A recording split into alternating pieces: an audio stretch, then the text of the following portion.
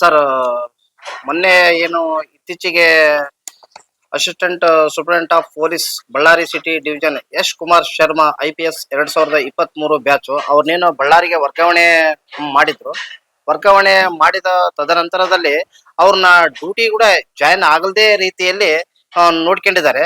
ಮತ್ತೆ ಒಬ್ಬ IPS ಅಧಿಕಾರಿನೇ transfer ಆದ್ರಗಿನೇ ಒಬ್ಬ IPS ಅಧಿಕಾರಿಗೆ ಚಾರ್ಜ್ ತೊಳಕ್ಕೆ ಆಗ್ತಾ ಇಲ್ಲಪ್ಪ ಅಂತಂದ್ರಗಿನೇ ಸರ್ಕಾರ ಯಾವ ಮಟ್ಟಕ್ಕಿದೆ? ಒಬ್ಬ IPS ಅಧಿಕಾರಿಗೆ ಚಾರ್ಜ್ ತೊಳಕ್ ಆಗಲ್ಲ ಅಂದ್ರೆ ಒಬ್ಬ KS ಅಧಿಕಾರಿ ಹೆಂಗ, FDA SD ಅಧಿಕಾರಿಗಳು ಹೆಂಗ? ಇದು ಸರ್ಕಾರ ಆ ಆಲೋಚನೆ ಇಟ್ಕೊಂಡು ಟ್ರಾನ್ಸ್ಫರ್ ಮಾಡಿದೆ, ಇನ್ನು ಸುಮ್ನೆ ಬೇಕಾ ಬಿಟ್ಟಿ ಟ್ರಾನ್ಸ್ಫರ್ ಮಾಡಿದೆ ಅಂತ ಸಾರ್ವಜನಿಕರಲ್ಲಿ, ಬಳ್ಳಾರಿ ಸಾರ್ವಜನಿಕರಲ್ಲಿ ಒಂದು ಗೊಂದಲ ಉಂಟು ಮಾಡಿದೆ. ಯಾಕಂದ್ರೆ ಒಬ್ಬ IPS ಅಧಿಕಾರಿಗೆ ಒಂಥರ ಇದು ಶೇಮ್ ಆದಂಗೆ. ಯಾಕಂದ್ರೆ ಒಬ್ಬ ಎಷ್ಟೋ ಕಷ್ಟಪಟ್ಟು, ಎಷ್ಟೋ ನಿಷ್ಠೂರಿಟ್ಟು, ಎಷ್ಟೋ ವರ್ಷಗಳನ್ನ ಕಷ್ಟಪಟ್ಟು ಕಣ್ಣಿಗೆ ಎಣ್ಣೆ ಬಿಟ್ಕೊಂಡು ಓದಿರ್ತಾರೆ. IPS ಜಾಬ್ ತಗೋಬೇಕಂದ್ರ ಸಾಮಾನ್ಯ ವಿಷಯ ಅಲ್ಲ.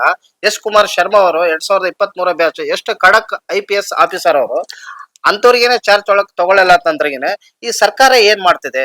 ಮಾನ್ಯ ಮುಖ್ಯಮಂತ್ರಿಗಳು ಏನ್ ಮಾಡ್ತಿದಾರೆ? ಮಾನ್ಯ ಹೋಮ್ ಮಿನಿಸ್ಟರ್ ಏನ್ ಮಾಡ್ತಿದಾರೆ? ಉಪ ಮುಖ್ಯಮಂತ್ರಿಗಳು ಏನ್ ಮಾಡ್ತಿದಾರೆ? ಮತ್ತೆ ಜಿಲ್ಲಾ ಉಸ್ತುವಾರಿ ಸಚಿವರು ಇಲ್ಲಿ ಏನ್ ಮಾಡ್ತಿದ್ದಾರೆ ಅಂತಂದೇಳಿ ಒಂದು ನಿಗೂಢ ಪ್ರಶ್ನೆಯಾಗಿ ಕಾಡ್ತಿದೆ. ಅದಕ್ಕೆ ಮಾನ್ಯ ಮುಖ್ಯಮಂತ್ರಿಗಳು ಮತ್ತೆ ಕರ್ನಾಟಕ ಸರ್ಕಾರ ಮತ್ತೆ ಇದನ್ನೆಲ್ಲ ಒಳಗೊಂಡಿರ್ತಕ್ಕಂತ ಮಾನವರಿಗೆ ಮತ್ತೆ ಮನುಷ್ಯರಿಗೆ ತೊಂದರೆ ಆದ್ರೆ ಏನಾದ್ರೆ ನಮಗೆ ಕಂಪ್ಲೇಂಟ್ ಕೊಡ್ರಿ ಅಂತಂದು ಮಾನವ ಆಯೋಗಗಳು ಅಧ್ಯಕ್ಷರು ಬಳ್ಳಾರಿ ಬಂದಾಗ ಹೇಳೋಗಿದ್ರು. ಒಬ್ಬ IPS ಅಧಿಕಾರಿಗೆ ಈ ತರ ಅವಮಾನ ಮಾಡ್ದಂಗಿದು.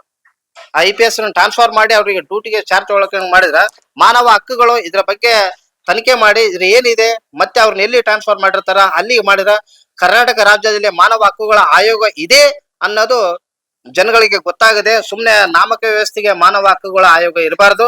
ಇದಕ್ಕೋಸ್ಕರ ಸಂಬಂಧಪಟ್ಟಂತೆ ಈ ವರದಿಯನ್ನು ಸಲ್ಲಿಸಿದ ನಂತರ ಅವರು ಮಾನವ ಹಕ್ಕುಗಳ ಆಯೋಗದ ಶ್ಯಾಮ್ ಭಟ್ ಸಾರೆ ಏನಿದಾರಲ್ಲ, ಮಾನವ ಹಕ್ಕುಗಳ ಆಯೋಗದ ಅಧ್ಯಕ್ಷರು, ಇದನ್ನ ಮಾನ್ಯ ಮುಖ್ಯಮಂತ್ರಿಗಳಿಗೆ ಚರ್ಚೆ ಮಾಡಿ ಈ ತರ ಮುಂದಿನ ದಿನಗಳಲ್ಲಿ ಯಾವುದೇ ಒಬ್ಬ ಅಧಿಕಾರಿಗೆ ಆಗಲ್ದಂಗ ನೋಡ್ಕೋಬೇಕಂತಂದೇಳಿ ಘನವೆತ್ತ ಸರ್ಕಾರಕ್ಕೆ ನಾನು ಆಗ್ರಹ ಮಾಡ್ತಾ ಇದ್ದೀನಿ ಸರ್. ಶಾಸಕರು, ಸಂಸದರು ಇದೆಲ್ಲ ಸೆಕೆಂಡ್ರಿ ಸರ್. ಶಾಸಕರು, ಸಂಸದರು 5 ವರ್ಷಗಳ ಕಾಲ, ಅಧಿಕಾರಿಗಳು 35 ವರ್ಷಗಳ ಕಾಲ ತಮ್ಮ ಸಾರ್ವಜನಿಕರ ಜೀವನದಲ್ಲಿ ತೊಡಗಿಸ್ಕೊಂಡಿರ್ತಾರೆ.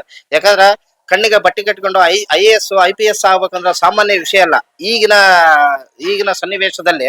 ಯಾಕಂದ್ರೆ ಅವ್ರು ಖಡಕ್ ಆಫೀಸರೇ ಬಂದಿದ್ದಾರೆ. ಯಾರೇ MLA ಗಳು ಇರಲಿ, MP ಇರಲು, ಡಜಂಟ್ ನಾಟ್ ಮ್ಯಾಟರ್ ಸರ್ ಇದು. ಯಾಕಂದ್ರೆ ಒಬ್ಬ IPS ಅಧಿಕಾರಿಗೆ ತನ್ನದೇ ಆದ ಗೌರವನ ಸಾರ್ವಜನಿಕರು ಸಲ್ಲಿಸ್ಬೇಕು, ಸರ್ಕಾರ ಕೂಡ ಸಲ್ಲಿಸ್ಬೇಕು ಸರ್.